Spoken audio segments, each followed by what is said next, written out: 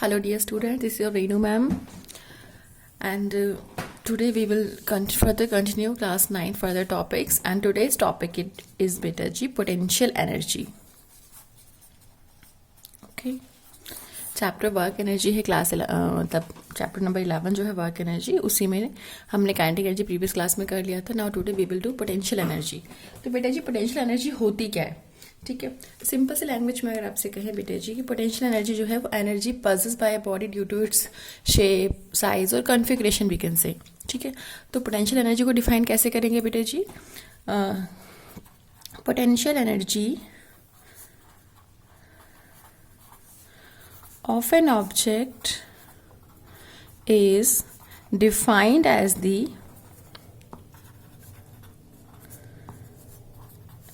energy possessed by the object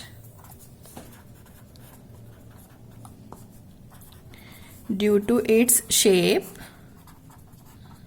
size और configuration. ठीक है, तो शेप, साइज और कॉन्फ़िगरेशन की वजह से जो उसके पास एनर्जी उसने कैरी की हुई है, दैट एनर्जी इज बेटा जी पोटेंशियल एनर्जी. ओके, और in other form we can say that. अच्छा बेटा, ये तो होगी पोटेंशियल एनर्जी. ठीक है, और ये पोटेंशियल एनर्जी बहुत मतलब कि कोई भी ऑब्जेक्ट है, फॉर एग्जांपल अगर मैंने किसी ऑब्जेक्ट की शेप चेंज कर दी, ठीक है, तो क्या उसमें एनर्जी होगी?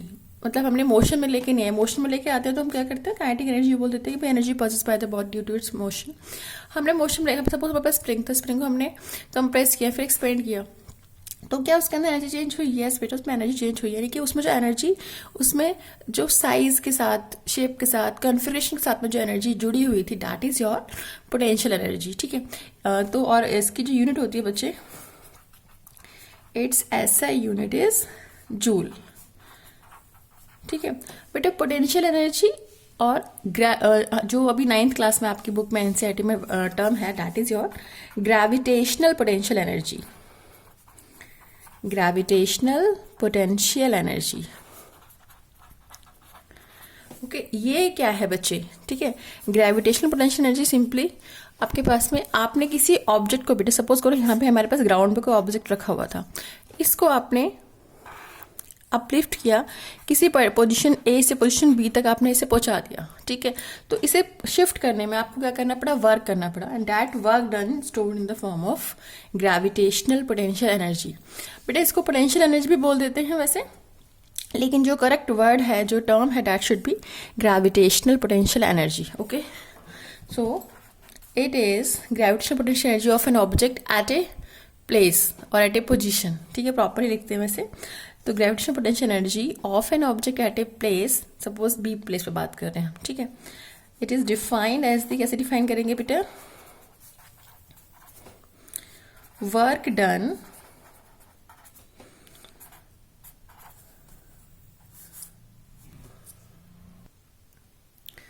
work done in raising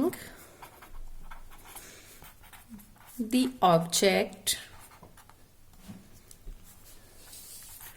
from ground to a particular position against gravity. Okay बेटा, यानी कि यहाँ पे हमारे पास ग्राउंड पे हमारा ऑब्जेक्ट रखा हुआ था. ठीक है, we are having our object at ground. तो ग्राउंड से ऑब्जेक्ट को पर्टिकुलर पोजीशन पे लेके जाने में जो आपने वर्क किया, work done in raising the object और work done to raise the object, कैसे बोल सकते हो आपको? ठीक है, तो work done to raise the object from ground to that particular position against gravity, that work done stored in the form of potential energy. Okay, I wish आपको समझ में आ गया होगा. तो बेटा मैंने कहा suppose let m be the mass of the object. जो मेरे यहाँ पे ऑब्जेक्ट था ये, जिसको मैं ऊपर लेके जा रही हूँ, उसका मास के लिए बेटा हमने m. ठीक है, जब हम इसे ऊपर लेके जा रहे हैं अगेंस्ट द ग्रेविटी, तो फोर्स कौन सी लग रही है बच्चे? फोर्स आपके पास में यहाँ पे लग रही है mg, ग्रेविटेशनल फोर्स लग रही है. ओके, और इसने कितना डिस्प्लेस किया है? ग्राउंड से लेके यहाँ तक इसने कितना डिस्प्लेस किया? दैट इज योर s कह लो, h कह लो. ठीक है, ये हमने हाइट h ले लिया इसको. Okay, so here work done कैसे निकालेंगे बेटा जी? ठीक है, वर्क डन देखो सिंपल सा बताया मैंने आपको. वर्क डन होता है बेटा force into displacement. Work done क्या होता है, फोर्स इनटू डिस्प्लेसमेंट। फोर्स होता है बेटा यहाँ पे कौन सा फोर्स लग रहा है, ग्रेविटेशनल फोर्स, क्योंकि जो ऑब्जेक्ट है उसे आप अगेंस्ट द ग्रेविटी लेके जा रहे हैं, आप ऑब्जेक्ट को ऊपर लेके जा रहे हो, ग्रेविटी नीचे की तरफ लग रही है, तो mg हमारे पास यहाँ पे फोर्स हो गया। डिस्प्लेसमेंट क्या हुआ उसका, जो उसने हाइट अटेन किया, तो दैट इज h, तो W is equal to mgh, ये हो गया। नाउ बेटा this work done stored in the form of potential energy, तो that means W is equal to U है, तो आपके पास U आ जाएगा बेटा जी mgh। U is the symbol of potential energy, unit क्या होती है बेटा इसकी, जूल। अगर मैं आपको डिफाइन करने के बोलूँ, define 1 joule, define 1 joule of potential energy, कैसे डिफाइन करोगे, simple, if 1 newton force acts on an object, 1 newton ही होगा वैसे जितना भी आपके पास में ये जो फोर्स है आपके पास में उसके वेट के अकॉर्डिंग, ठीक है, तो सिंपल कहेंगे आपके पास में if force acting on an object is unity and the height attained by it is unit, then the work done to raise the object against the gravity is unity, that means 1 joule, that work is stored in the form of potential energy। ठीक है बच्चे, तो अगर हमारे पास में यहाँ पे अच्छा अगर मास 1 kg है आपके पास में, हाइट भी 1 मीटर है, तो उस केस में पोटेंशियल एनर्जी कितनी होगी बेटा, अगर मास आपके पास में 1 kg है, हाइट 1 मीटर अटेन किया है ऑब्जेक्ट ने, तो जी का वैल्यू में पता है 9.8 होता है, तो उस केस में यू का वैल्यू 9.8 न्यूटन हो जाएगा। ठीक है, मैंने जो बोला ये आपको मैंने फोर्स के लिए बोला, अगर फोर्स 1 न्यूटन लग रहा है, डिस्प्लेसमेंट 1 मीटर है, तो आपके पास में पोटेंशियल एनर्जी 1 जूल होगा। लेकिन अगर आपके पास में मास 1 kg है, हाइट आपके पास में 1 मीटर है, तो आपके पास में जो पोटेंशियल एनर्जी का वैल्यू होगा that will be 9.8 Newton. I wish आपको समझ में आ गया होगा। अब इसका एक छोटा सा एक एग्जाम्पल कर लेते हैं बेटा, ताकि चीज़ें मेमोराइज अच्छे से हो जाए। ओके फाइन, सपोज बेटा we are having question, okay देखो जरा फटाफट, you have to suppose find out the potential energy of an object of mass 10 kg situated at a height 15 meter above the ground। Okay तो बेटा जी आपको बोला गया है कि आपको पोटेंशियल एनर्जी निकालने के लिए बोला है। ठीक है, कैसे निकालना है, और ऑब्जेक्ट का मास है 10 kg, हाइट कितना 50 मीटर अबव द ग्राउंड। ठीक है, यानी ग्राउंड अगर मेरे पास में ये यहाँ पे ग्राउंड है ये, तो ग्राउंड से जो ऑब्जेक्ट का हाइट है बेटा जी दैट इज कितना है बेटा, ये 15 मीटर। ओके 15 मीटर मेरा हाइट है। अब बच्चे सबसे पहले मैंने आपको हमेशा सिखाया जो जो गिवन है पहले वो लिख लीजिए। ठीक है, क्या गिवन है बच्चे हमारे पास में, मास, तो मास ऑफ ऑब्जेक्ट बेटा जी है m, that is 10 kg। Okay, height कितना है, डिस्प्लेसमेंट कितना है बच्चे, 15 मीटर। ठीक है, जी का वैल्यू गिवन नहीं है, तो हम जी को अपने accordingly 10 metre per second square put कर सकते हैं। You can put either 10 metre per second square और 9.8 मीटर पर सेकेंड स्क्वायर, जो आपको अच्छा लगे आप कर लीजिए, मार्क्स नहीं कटेंगे। अगर गिवन है क्वेश्चन में तो जो गिवन है वही पुट करना होता है, गिवन नहीं है तो इट्स अप टू यू कि आप क्या पुट कर रहे हो। ठीक है, you have to find out the potential energy. Potential energy बच्चे आपको निकालनी है। ओके, ये आपको निकालना है। ठीक है, तो बेटा यू का फॉर्मूला बताया था अभी, we know that U is equal to how much, M G H, not M D H, it M G H. तो एम हो गया बेटा 10, जी हो गया हमारा, हमने 10 ले लिया, और एच हमारा 15, तो बेटा जी यू हो गया 1500 joule.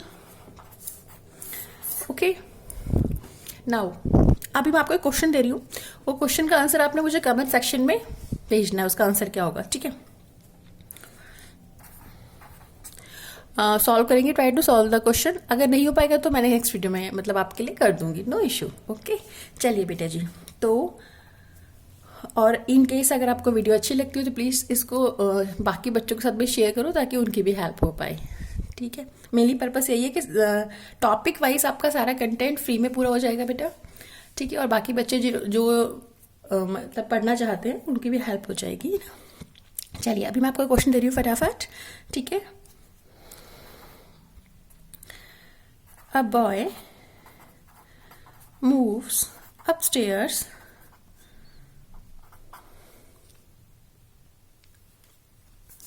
a boy move upstairs 45 steps,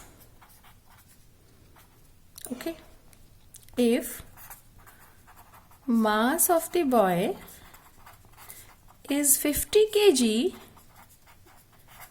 and the height of one step, मैं पूरा डिटेल में लिख रही हूँ, अदरवाइज क्वेश्चन थोड़ा शॉर्ट फॉर्म में दिया होता है.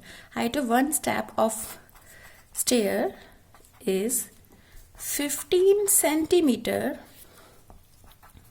फाइंड आउट दी, थोड़ा सा लॉजिक लगाएंगे बच्चे. 45 स्टेप्स है और वन स्टेप का हाइट 15 सेंटीमीटर है.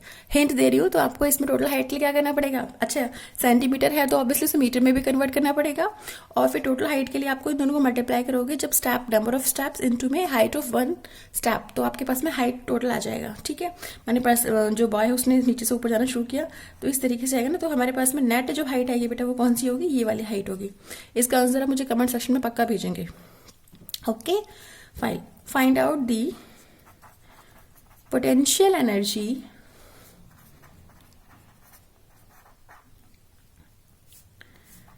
of the boy. ओके, तो आपने यहाँ पे हाइट पे बॉय की पोटेंशियल एनर्जी कितनी है आपको वो निकालनी है. आई विश क्वेश्चन समझ में आ गया होगा आपको.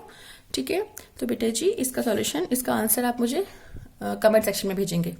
ओके, चलिए अभी बेटा नेक्स्ट क्लास में हम आपको law of conservation of energy कराएंगे. ज़्यादा टॉपिक नहीं बचे इस चैप्टर में. Law of conservation of energy है, एंड देन हमारे पास में हम power and commercial unit of energy भी करेंगे. ओके, चलिए बेटा, if you like the video please share and subscribe channel. Okay, चलिए बेटा जी मिलते हैं नेक्स्ट वीडियो में. Till then bye.